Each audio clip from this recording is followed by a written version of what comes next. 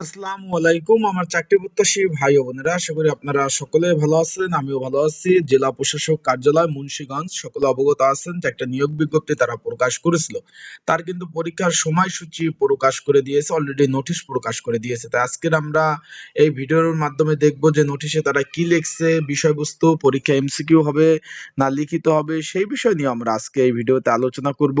এবং admit card যেহেতু download শুরু হয়ে গেছে, সেই ক্ষেত্রে আপনারা যারা এখনো এডমিট কার্ড ডাউনলোড করতে পারেন নাই, কিভাবে এডমিট কার্ডগুলো সুন্দরভাবে ডাউনলোড করবেন, বিস্তারিত বিষয় আমরা কিন্তু আজকের এই ভিডিওর মাধ্যমে ইনশাল্লাহ সকল বিষয় দেখার চেষ্টা করব। তাহলে ভিডিওটা শুরু থেকে শেষ পর্যন্ত দেখার চেষ্টা করবেন। বিস্তারিত বিষয় আজকের এই ভিডিওর মাধ্যমে আমরা আলোচনা করব। চলুন ভিডিওটা শুরু করা যাক। জেলা প্রশাসক কার্যালয় মুন্সিগঞ্জ। জেলা প্রশাসকের কার্যালয় চাকরি মানে সোনার হরিণ, মানে নিজ জেলা থেকে কিন্তু চাকরি করা যায়। এটা 7 জুলাই 2025-এ নিয়োগ বিজ্ঞপ্তিটা প্রকাশ করেছে। বিষয় মুন্সিগঞ্জ। এখানে একটু দেখতে পাচ্ছেন জেলা প্রশাসক কার্যালয়ে রাজস্ব খাতভুক্ত যে নিয়োগ বিজ্ঞপ্তি প্রকাশ করেছিল, অফিস সহকারীর লিখিত পরীক্ষার প্রবেশপত্র ডাউনলোড সংক্রান্ত তারা একটা নোটিশ প্রকাশ করেছে। আপনারা একটু খেয়াল করবেন ভালোভাবে।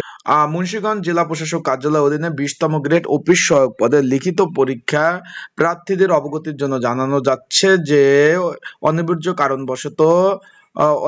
কারণবশত 9 জানুয়ারি 2026-এর পরিবর্তে 10 জানুয়ারি 2026 তারিখ সকাল 10টা থেকে 11টা অবধি কিন্তু পরীক্ষা অনুষ্ঠিত হবে।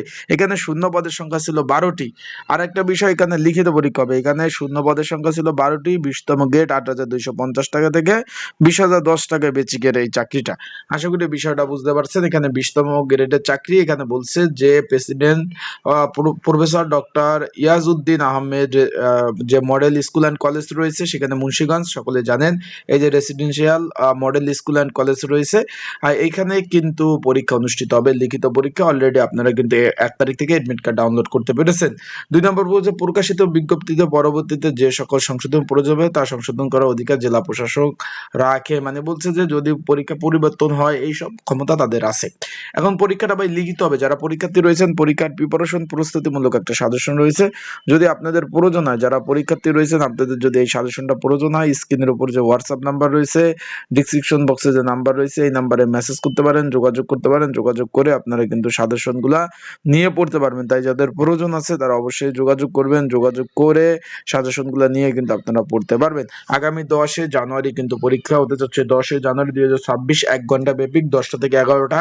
এখন পরীক্ষার হলে কি কি ডকুমেন্ট কাগজপত্র লাগবে? এডমিট কার্ড কলম নিয়ে যাবেন। আর যারা এডমিট কার্ড এখনো ডাউনলোড করতে পারেন নাই, তারা আমার হোয়াটসঅ্যাপ নাম্বারে মেসেজ করবেন। আমি আপনাদের এডমিট কার্ড সুন্দরভাবে ডাউনলোড করে দিব।